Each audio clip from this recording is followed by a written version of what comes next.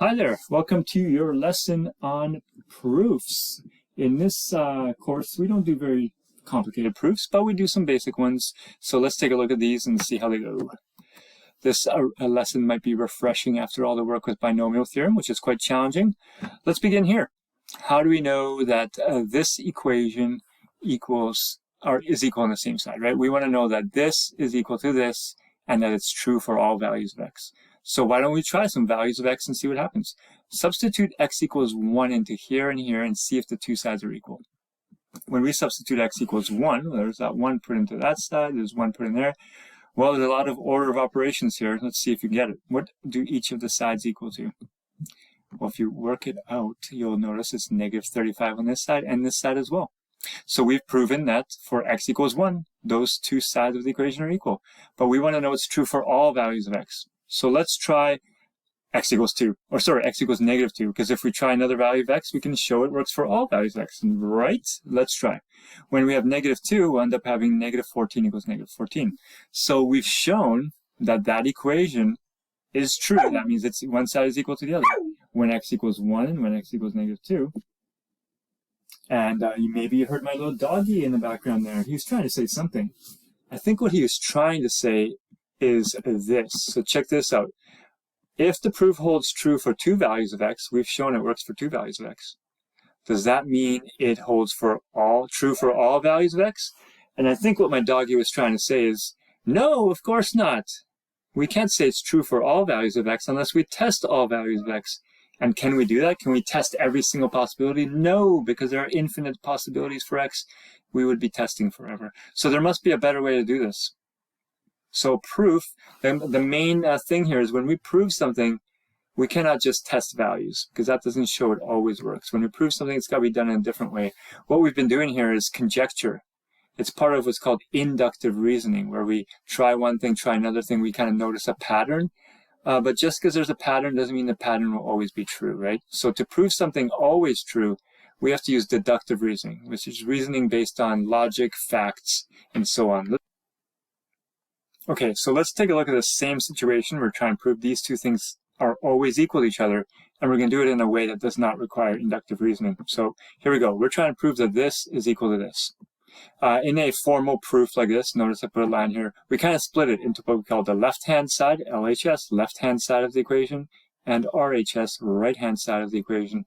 And we try to adjust one of the two sides of the equation until we show that the two sides are equal to one another. So I think, in this case, how about we start simplifying this and see if we eventually get it to look like this. So I'm simplifying it a little bit. I multiply it out through parentheses, and this side I'm just going to keep the same, okay? Then this one, simplify more. Can you combine like terms? Yes, you can. You have this. And I'm saying I'm trying to get to equal to that. Great. Now this, I notice, is very close to this. Oh, but this is factored form. So, can I factor a negative 7 from both of those? I certainly can. And all of a sudden, I've shown that this side is actually equal to this side. And they're equal. So that means they're always equal. If this equals that, now you can put any value of x there and there, and you'll know they'll be equal because these things are identical. So this is called a more formal proof. We have shown the left-hand side has equivalence to the right-hand side. And we can then write QED, quod erat demonstrandum. Okay, let's talk about what that QED is. Maybe you're familiar with it from earlier in the year. So at the end of the proof, we write a concluding statement such as left-hand side is, right here, what does that symbol mean? Is identical. All right, this is the identity symbol. They are identical to one another, or QED. So QED is abbreviation for the Latin phrase quod erat demonstrandum, which means what was to be demonstrated, or what was to be shown. We have shown what was to be shown. And yes, great. So that's how a basic formal proof works. So a mathematical proof is a series of logical steps that show one side of the mathematical statement is equivalent to the other side. For all values, that's the key. We need proofs in mathematics to show that the mathematics we use every day is correct, logical, and sound. There are many different types of proofs, deductive, inductive, by contradiction, but we will use algebraic proofs in this section, okay? Only algebraic. The goal of an algebraic proof is to transform one side to look exactly like the other side, like we just saw. One rule is that you cannot move terms from one side to the other, so you can't sometimes when you solve equations algebraically, we like add 5 on both sides or move variables from one side. We cannot do that. We just work on one side and see if we can get it to look like the other side. Imagine there's an imaginary fence, it says here. You cannot jump across the fence. Okay, so try this one. Ooh, very simple. Here's our left-hand side, here's our right-hand side. You're trying to prove that this will always equal that. Okay. This is a pretty straightforward one. We have the left-hand side, we have the right-hand side. Let's begin on the right-hand side, simplify things, make this a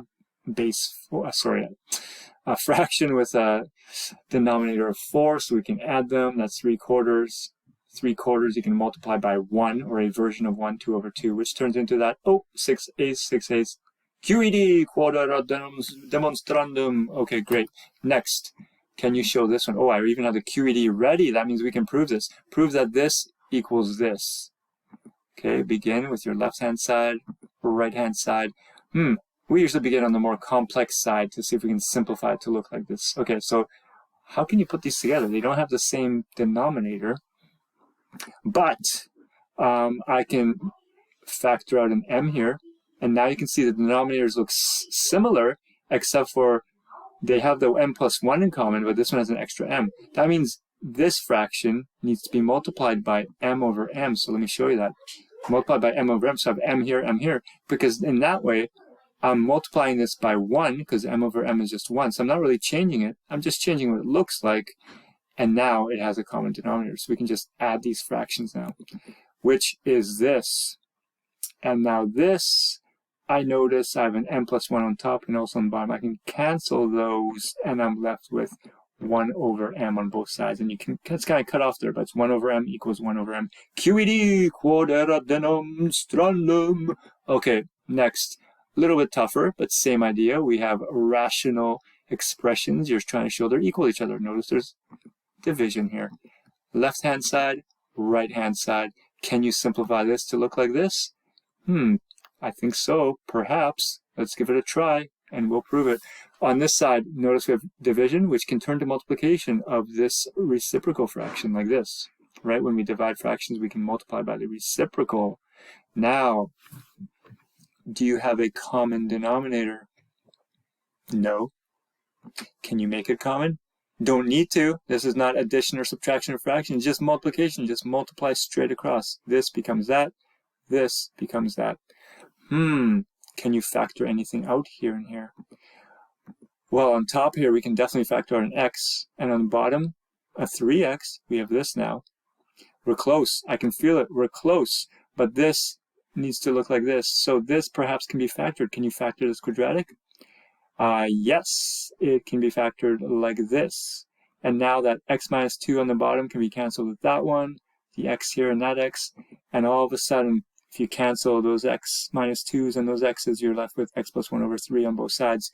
QED, quadrata demonstrandum. Okay. Oh, this one. This is a little different. But also we can set up as an algebraic proof. Prove that the sum of an even number and an odd number is always odd. Okay, of course, you could take some even number like 2 and add some odd number like 3 to it. And notice that 2 plus 3 equals 5. And you can say, I've proven it. No, because that's just one case. Then you would have to test every single even number plus every single odd number to show it's always odd. We don't want to test every possible number. Instead, let's set it up algebraically. How do you write an even number algebraically? Perhaps you've seen this before. Check it out. Let 2m be an even number. 2m, the m doesn't matter. You could use a, x, whatever you want. But the fact is we have 2 there. Because no matter what m is, when you multiply any number by 2, it becomes even. Let's try. For example, 4 is already even, but times 2 is 8, still even. How about 3? 3 is an odd number, times 2, oh, it makes it an even number. It's always true. So 2m represents any even number, because that's actually the definition of even number. It's numbers that can be divided by 2. Okay? So 2m is an even number. Therefore, 2n plus 1 must be an odd number, because now any even number, 2n represents some other even number, plus 1, anytime you go 1 higher from an even number, you get an odd number, right? So those are what we're going to use to represent. And now it says the sum of these two numbers is always an odd number. So 2k plus 1, another odd number. I'm using a different variable here every time. And now the equation, right? Left-hand side. The sum of an even number and an odd number, so those two, is always equal to another odd number.